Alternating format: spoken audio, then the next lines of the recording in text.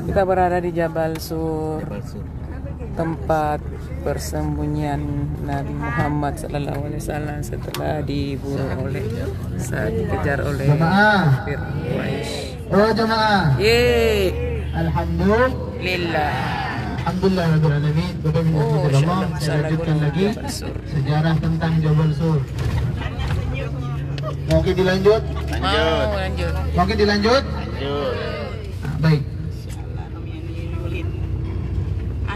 Setelah Sayyidina Abdurrahman ibn Abu Bakar yang beliau ditugaskan untuk menjadi mata-mata di kota Mekah, ada seorang perempuan yaitu Sayyidatuna Asma ibn Abu Bakar radhiyallahu anha.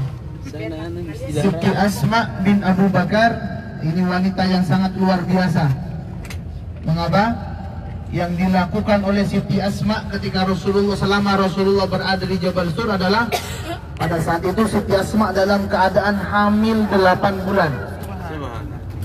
Bayangkan seorang wanita yang sedang hamil 8 bulan, setiap hari beliau naik ke atas Jabal Sur. Yang beliau lakukan bukan naik biasa, Bapak Ibu. Beliau merangkak dari bawah ke atas sampai ke Jabal Sur. Oh, subhanallah. Mengapa beliau merangkak?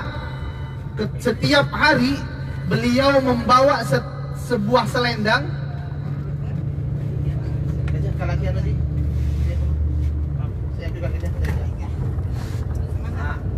Jadi setiap hari Siti Asma bawa selendang, yang mana satu selendang ini ditalikan untuk makanannya Nabi, yang satu lagi untuk minumannya Nabi Muhammad SAW. Dan itu yang dilakukan oleh Siti Asma setiap hari, Bapak Ibu. Berangkat dari Masjidil Haram, beliau bawa kambing, mengembala kambing. Setelah sampai di kaki Jabal Sur, dia simpan kambingnya, beliau naik ke atas.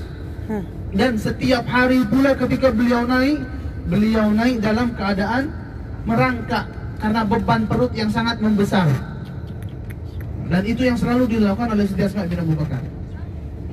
Makanya ketika dirasa aman, jamaah, ketika dirasa aman, kemudian Rasulullah ingin melanjutkan perjalanan menuju ke kota Madinah, diberikan kabar oleh Sayyidina Abdurrahman bahwasanya sudah 2 hari 3 malam 3 hari 2 malam. Kemudian beliau mengatakan kepada Nabi Muhammad bahwasanya beliau sudah tidak lagi dicari oleh kaum kafir Quraisy. Itulah kemudian Rasulullah memutuskan untuk melanjutkan perjalanan hijrah beliau menuju ke kota Madinah. Tahukah Bapak Ibu, ketika menjelang berangkatnya Rasulullah melanjutkan perjalanannya, ini selendang yang biasa dipakai oleh Siti Asma diminta oleh Rasulullah. Berikan selendangmu untukku. Tahu kapan dilakukan oleh Rasulullah? Ya Asma, ambillah kelak selendangmu di pintu surga, kata Rasulullah. Makanya Siti Asma ini terkenal dengan sebutan wanita selendang surga. Bayangkan selendangnya saja sudah Rasulullah jamin masuk surga. Bahkan Bapak Ibu rahmati Allah, sebenarnya ibu-ibu ini berterima kasih kepada Siti Asma bin Abu Bakar. Mengapa? Pernah suatu ketika beliau di Madinah, Siti Asma ini pernah mau ikut perang Uhud. Jemaah, Siti Asma ini pernah ingin sekali perang Uhud, ikut dalam perang Uhud. Beliau ikat rambutnya, beliau tutup dengan helm besi. Kemudian beliau pakai baju besi, beliau naik kuda bawa pedang. Di tengah perjalanan menuju ke Jabal Uhud diketahui oleh Rasulullah. Nah ini orang lain ini, kata Rasulullah. Maka dicegat, siapa kamu? Akhirnya beliau ngaku, saya ya Rasulullah. Oh Asma, kata Rasulullah. Apa yang mau kamu lakukan wahai Asma? Apa kata Siti Asma, Bapak Ibu? Ya Rasulullah, biarkan saya ikut berperang.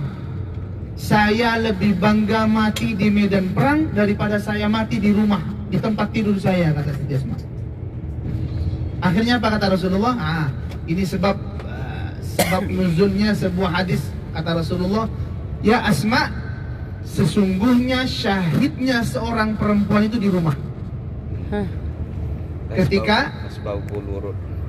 Ketika seorang perempuan ini menjaga marwah keluarganya, kata Rasulullah. Jadi asbabul wurud daripada hadis syahid seorang perempuan itu sebab daripada Siti Asma ibn Abu Bakar. Makanya itulah yang kemudian Siti Asma mengalah. Oke kalau begitu ya Rasulullah. Karena bagi saya mati di medan perang, syahid di medan perang itu lebih utama daripada mati di tempat tidur, kata Siti Asma. Alhamdulillah alamin, Bapak Ibu rahmatillah. Saya belikan Bapak Ibu minum dan tidur.